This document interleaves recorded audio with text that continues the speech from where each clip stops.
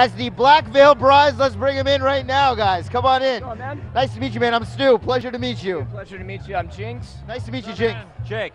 Jinx and Jake, you guys can step in a little bit more. I gotta tell you, your BVB army has been representing in the chat room all evening. We just got out of rehearsal. Glad we can join you guys finally live. We're here at the Roxy in Hollywood. Yep. What's up? How y'all doing?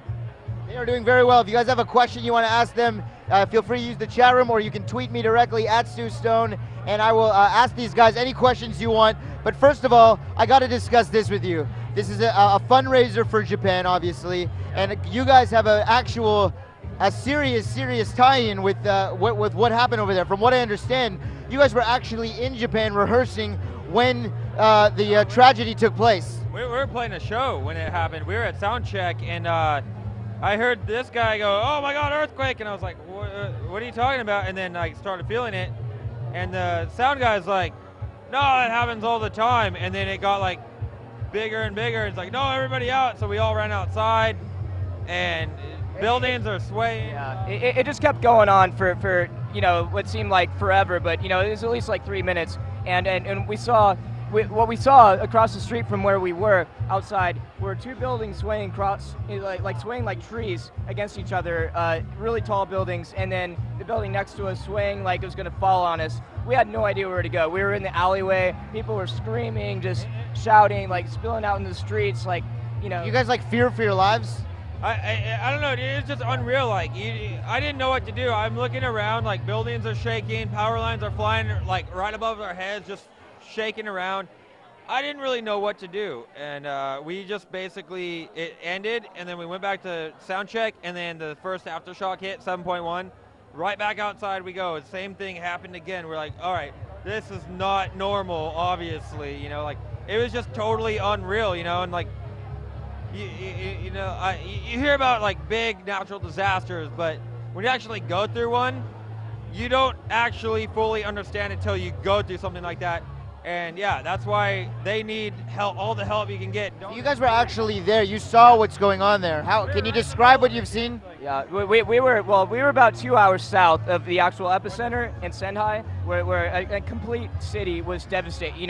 Like homes, thousands of people's lives were destroyed. And we're 2 hours south of that. We were in the middle of Tokyo in Harajuku. We're doing a sound check for a show that we were playing. It was supposed to be a sold-out show, and like I say, we had to clear out during sound check. We went back in to finish our sound check after the initial 8.9. We didn't know it was that big at first at all. So we're like, wow, it was an earthquake. That's crazy. We'd never experienced anything that big. But the aftershock came. That was a 7.1. We went outside again. Again, the power line swaying, building swaying. It was scary. And obviously, your family here, they were obviously worried about you guys. Was it hard to get into contact with people? Like, what was it like after the earthquake ended? Like, you guys are just there. Internet's great, it was like 2:45 p.m. there. It was like 11 p.m. here, and just Facebooked my family, like, yeah, I just went through a massive earthquake. I'm okay though, and then yeah.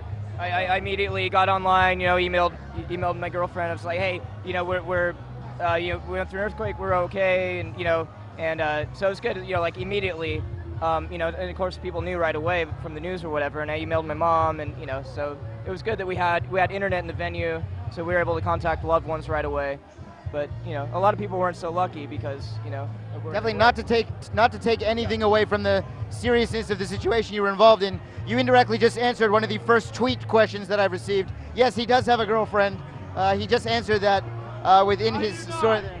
You're single? I am single. I have no girlfriend, and I love Japanese girls. Oh, you do? So you guys have a huge following in Japan, huh? I don't know, dude. We went through the biggest earthquake, so not a lot of people made it out, but yeah, I think so. Well, I know that, we played one show before the earthquake happened. We had a great turnout, and, we know just from the response from our fans over there, you guys are great. You've been so great to us, and so awesome. Like, the nicest people I've ever met in my life, And that just goes to show, we really show our support. We love you guys so much, and we can't wait to come back and actually do, play shows for you properly, without a natural disaster, so. We will be back before the end of the year. Yes. I can't say when, but we will. So you guys aren't scared to go back there, obviously? Absolutely not. that's where my favorite women are. Why would I be afraid to go back there?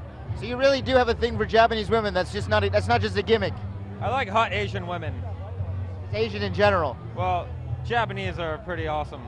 I like them a lot, but yeah. Folks, if you're just joining us right now, we're with two guys that actually were in the shit. They were there. They were a part of this natural disaster, and they survived, thank God, to tell their tale, and they're here right now. A lot of your fans from your army are watching right now. Do you have a message specifically for the BVD army? Is it? Yeah, you guys, seriously, take this seriously. I mean, like I say, we were there, like Jake was saying. You don't know until you actually experience something like that, like how serious it is. You see it on the news, and yeah, you know, it looks, but you know, we're also desensitized here in America or whatever. We haven't gone through anything so catastrophic, you know, as far as like. Well, Midwest. Well, yeah, no, Midwest. That's yeah. messed up, but. Yeah. Oh, go ahead. Yeah. No, I was just saying the tornadoes in the Midwest has been crazy lately, and like, that's horrible. We're actually flying back on from Rock on the Range on Sunday. We flew over the tornado that hit Joplin, Missouri, and our flight was horrible. I thought I was gonna die. Like, the plane was just. You just have like terrible luck these days.